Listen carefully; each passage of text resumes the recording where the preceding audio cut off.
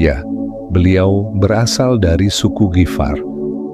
Nah, suku Ghifar ini bisa dibilang kayak kampung preman lah waktu itu. Emangnya kenapa? Karena orang-orang Ghifar sering banget ngerampok rombongan dagang yang melewati daerah mereka. Dari segi fisik, Abu Dzar memiliki tubuh yang tinggi besar dan kulitnya berwarna hitam. Pokoknya kalau kalian jumpa beliau di tengah jalan, pasti kalian langsung ketar-ketir. Gimana enggak?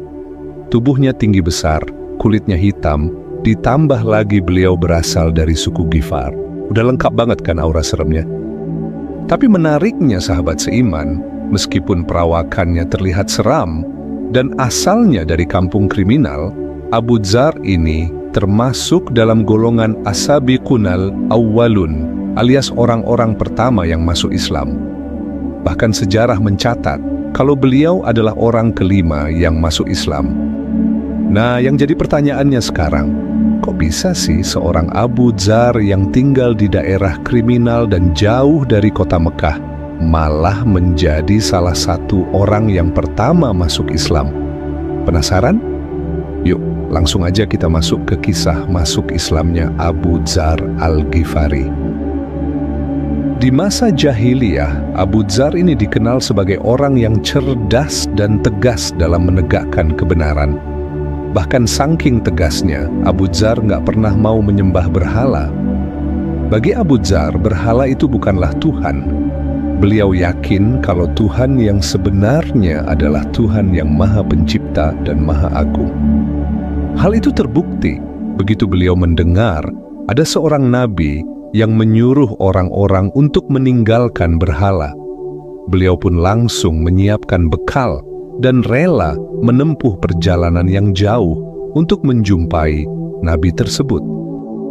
Waktu itu, Abu Dzar pergi ke Mekah bersama ibunya dan saudaranya yang bernama Unais. Ketika mereka hampir sampai di Mekah, Abu Dzar berkata kepada Unais, "Wahai saudaraku, pergilah engkau lebih dulu ke Mekah. Aku akan menunggu di sini bersama ibu. Cobalah kau cari tahu tentang pria itu, siapa sebenarnya dia, dan bagaimana penduduk Mekah menanggapinya." Akhirnya, Unais pun berangkat menuju Mekah, sedangkan Abu Dzar dan ibunya menunggu Unais di tempat mereka beristirahat. Waktu terus berlalu, tapi Unais nggak kunjung kembali. Abu Dzar pun mulai merasa gelisah. Setelah sekian lama menanti, Unais pun akhirnya kembali. Tanpa membuang waktu, Abu Dzar langsung bertanya, "Bagaimana? Apa yang kau ketahui tentang pria itu? Apa yang dikatakannya?" Unais menjawab, dia mengaku sebagai seorang nabi yang diutus oleh Allah Subhanahu wa Ta'ala. Abu Dzar pun melanjutkan pertanyaannya, "Lalu, bagaimana tanggapan penduduk Mekah tentang orang itu?" Sebagian orang mengatakan bahwa dia seorang penyair. Ada juga yang menyebutnya sebagai tukang sihir. Bahkan, ada yang menuduhnya sebagai dukun. Jawab Unais.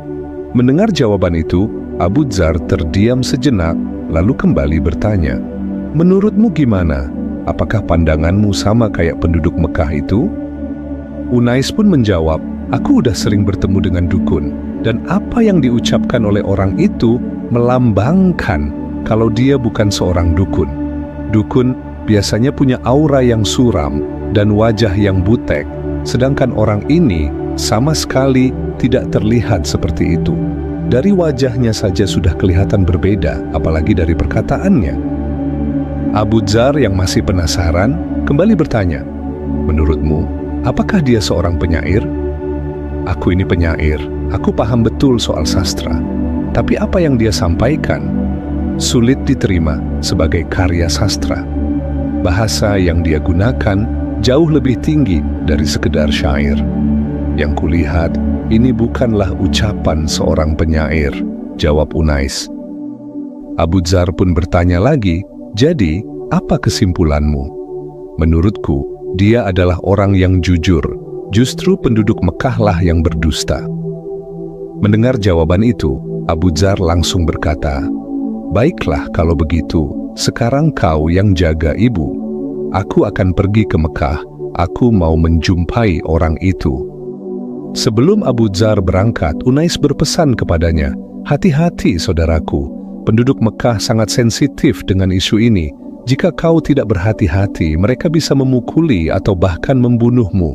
Saat ini, masalah ini lagi panas-panasnya."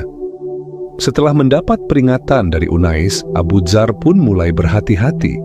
Setibanya di Mekah, ia mulai mengamati keadaan di sekelilingnya dengan cermat. Dalam hatinya, ia berpikir, "Aku harus mencari orang yang paling lemah dan paling kurus. Setidaknya, kalau dia marah atau tersinggung dengan pertanyaanku, dia nggak akan berani macam-macam." Setelah mencari, akhirnya Abu Dzar menemukan seseorang yang sesuai dengan kriterianya. Dia pun mulai bertanya kepada orang itu dengan berbisik, "Apakah kamu tahu tentang seseorang yang dijuluki Sabi'?"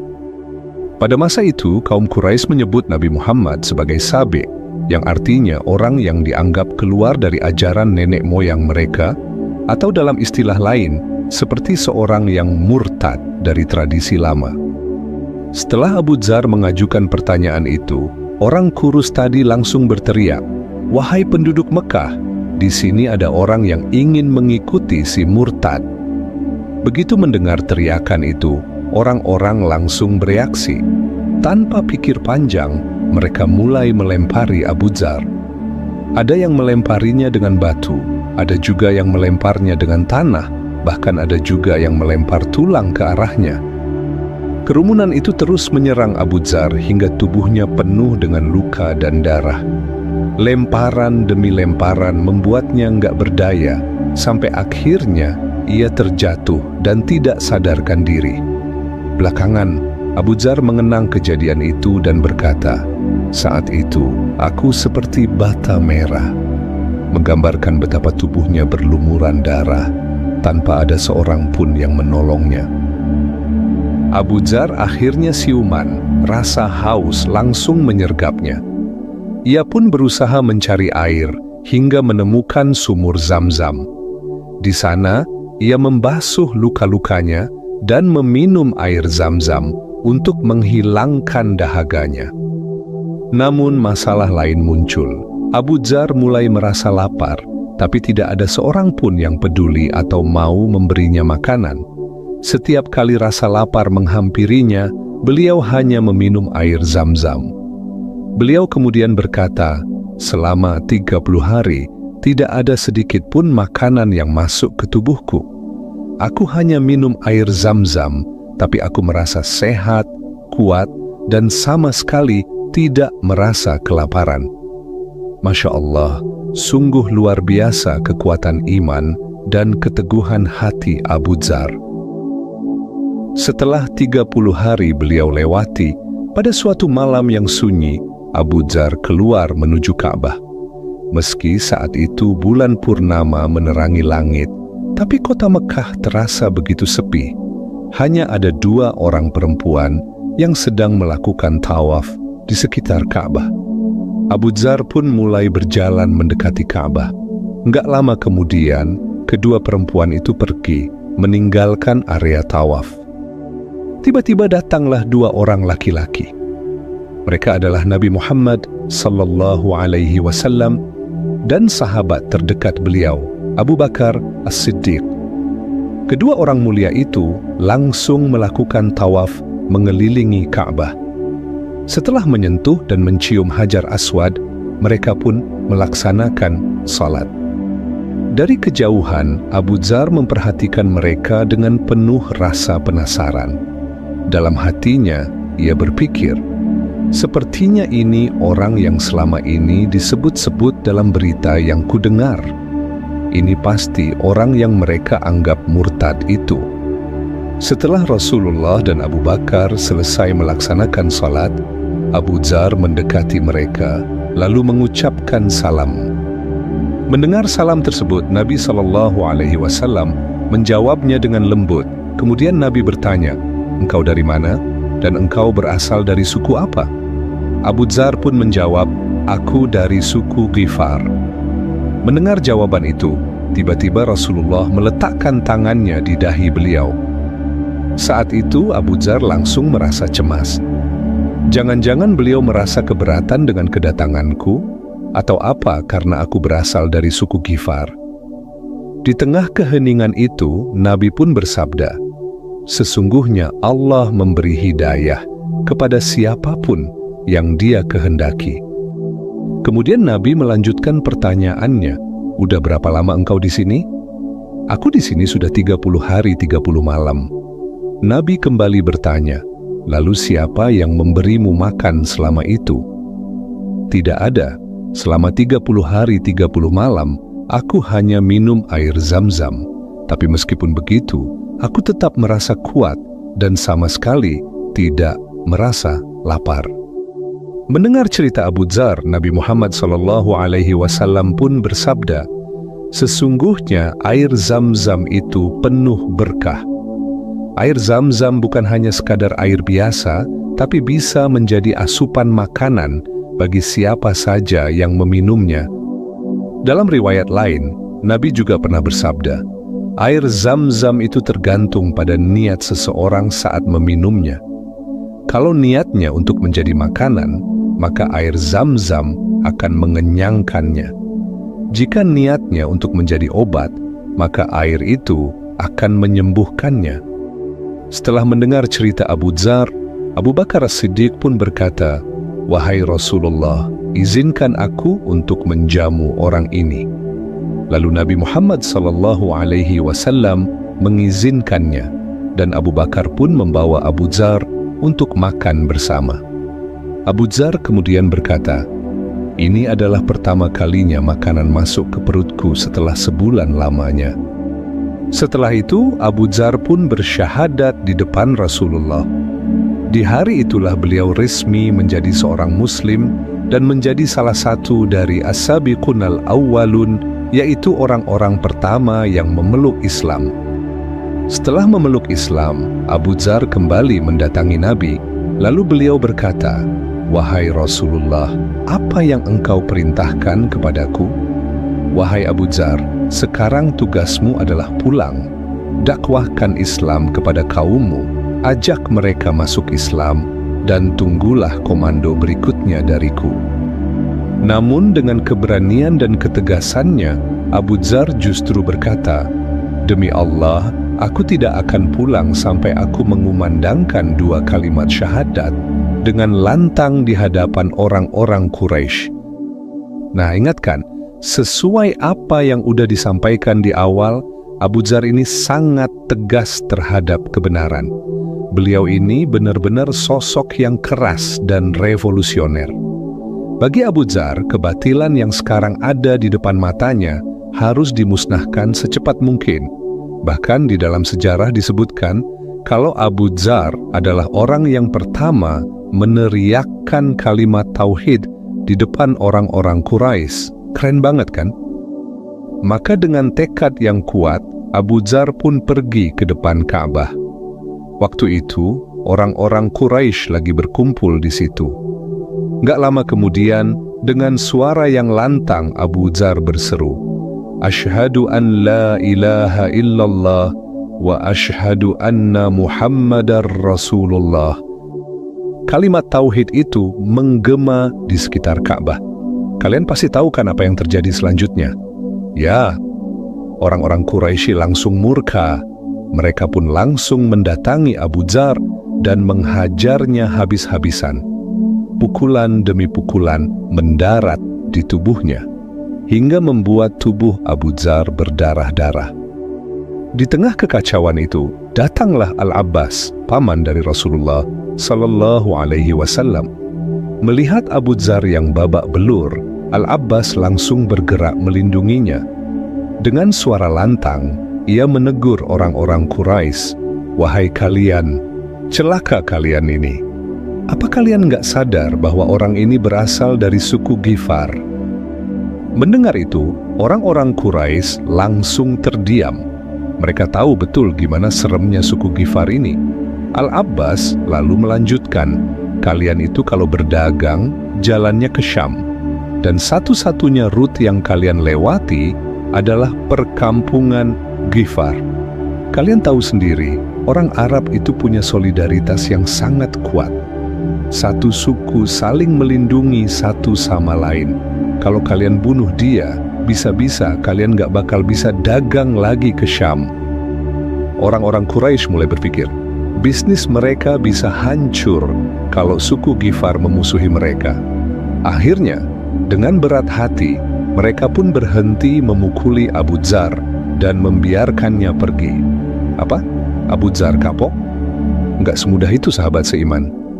Keesokan harinya, Abu Dzar balik lagi, dan dia ngelakuin hal yang sama.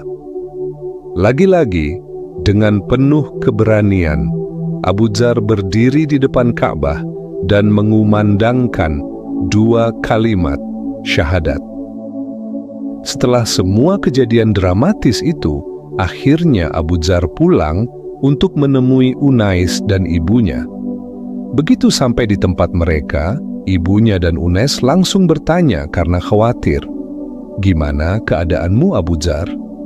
Dengan tenang, Abu Dzar menjawab, "Aku sudah masuk Islam." Mendengar jawaban Abu Dzar, Unais langsung berkata, "Ya sudah, aku juga ikut masuk Islam." Nggak lama kemudian, ibu Abu Dzar pun ikut berkata, "Aku juga masuk Islam." Setelah mereka bertiga memeluk Islam, Abu Dzar, Unais, dan ibunya mulai mendakwahi suku mereka, yaitu suku Ghifar. Dan ternyata dakwah mereka disambut baik oleh suku Ghifar. Akhirnya, orang-orang Ghifar satu persatu mulai memeluk Islam. Bayangkan sahabat seiman, berkat peran Abu Dzar, suku Ghifar yang dulu dikenal sebagai suku kriminal, suku perampok, sekarang satu persatu mulai masuk Islam. Masya Allah, hidayah Allah benar-benar nggak bisa diduga. Tapi perjuangan Abu Dzar nggak berhenti di situ. Setelah mendakwahi sukunya, beliau pun melanjutkan dakwahnya ke suku Aslam. Kalian tahu apa yang terjadi?